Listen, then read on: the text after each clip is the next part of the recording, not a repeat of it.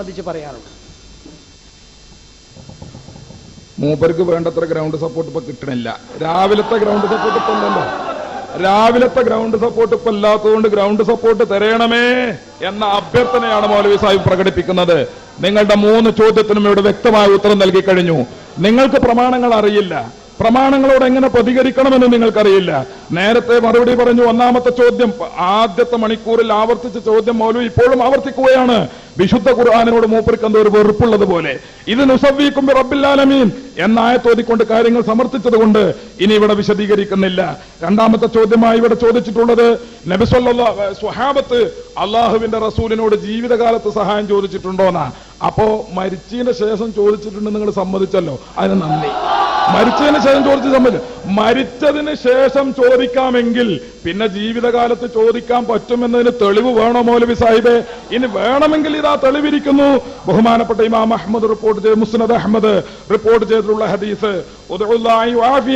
മഹാനായ നബി സല്ലല്ലാഹു അലൈഹി വസല്ലം തങ്ങളോട് സ്വഹാബി വന്നിട്ട് സഹായം ചോദിക്കുന്നു. അങ്ങനെ സ്വഹാബി വന്ന് അള്ളാഹുവിന്റെ റസൂലിനോട് സഹായം ചോദിച്ച് നബി സല്ലല്ലാഹു അലൈഹി വസല്ലം തങ്ങൾ ഒരു ദുആ പഠിപ്പിച്ചു കൊടുക്കുന്നു.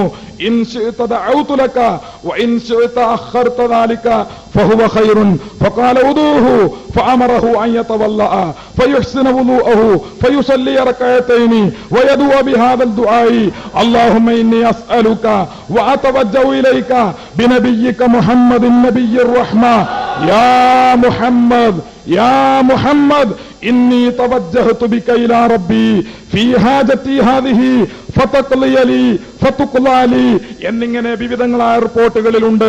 സ്വഹാബത്ത് നബി സല്ലല്ലാഹു അലൈഹി വസല്ലമയോട് കാര്യങ്ങൾ ആവശ്യപ്പെടുന്നു. വേണമെങ്കിൽ ഞാൻ നിനക്ക് ദുആ ചെയ്യാമെന്ന് പറയുന്നു. അങ്ങനെ അള്ളാഹുവിന്റെ റസൂല് ദുആ ചെയ്യുന്നതിന് പകരം അദ്ദേഹത്തിന് ദുആ പഠിപ്പിച്ചു കൊടുക്കുന്നു. ആ ദുആ എന്തായിരുന്നു? അള്ളാഹുവിനെ വിളിച്ചുകൊണ്ടുള്ള ദുആ. ആ ദുആ നബി സല്ലല്ലാഹു അലൈഹി വസല്ലമ തങ്ങള് മരണപ്പെട്ടതിന് ശേഷവും ജീവിതകാലത്ത് എപ്പോഴും അള്ളാഹുവിന്റെ റസൂലിനോട് ഈ സഹായാർത്ഥന നബി സല്ലല്ലാഹു അലൈഹി വസല്ലമയുടെ അനുചരന്മാർ സ്വഹാബത്ത് നടത്തിയെന്ന് മുസ്നദ് അഹ്മദിൽ ഇമാം അഹ്മദ് റിപ്പോർട്ട് ചെയ്യുന്നു.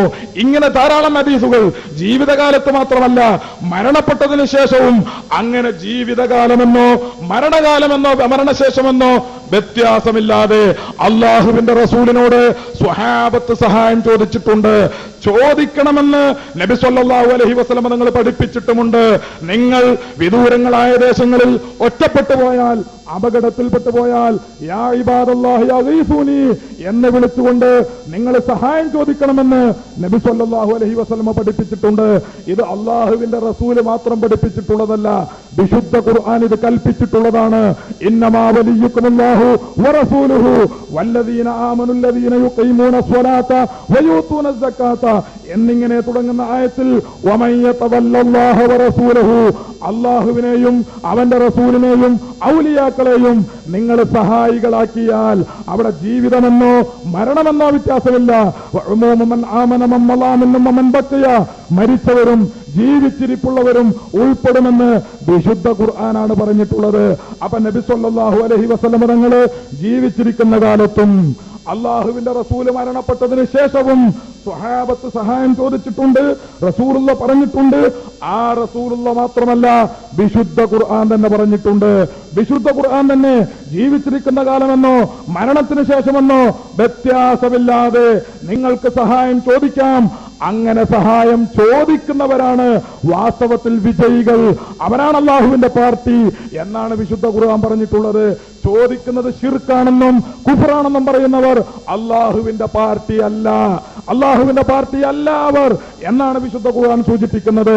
അതുകൊണ്ട് മക്കയിലെ മുശ്രിക്കുകൾ, മക്കയിലുള്ള കാഫിറുകൾ അവര് വിശ്വസിച്ച അള്ളാഹു, അത് നേരത്തെ ഞാൻ തഫ്സീറിൽ നിന്ന് വായിച്ചു, അത് അള്ളാഹ് എന്നവർ പേരിട്ട മറ്റെന്തോ വസ്തുവായിരുന്നു, അള്ളാഹു എന്നവർ പേരിട്ട മറ്റെന്തോ വസ്തുവായിരുന്നു. ഹൗലായി ശുഫാഉനാ ഇൻദല്ലാഹി എന്ന് പറഞ്ഞ അവിടുത്തെ അള്ളാഹുവിനെ കുറിച്ച് മുഫസ്സിറുകൾ പറയുന്നത് അൽ ഇലാഹുൽ അക്ബർ, അവരൊരു വലിയ ദൈവത്തെ കുറിച്ചായിരുന്നു അങ്ങനെ പറഞ്ഞിരുന്നത്. ഞാൻ നേരത്തെ ഇത് പലതവണ ആവർത്തിച്ചിട്ടുണ്ട്. ഒരു ദൈവിക സഭയിലാണ് അവർ വിശ്വസിച്ചത്.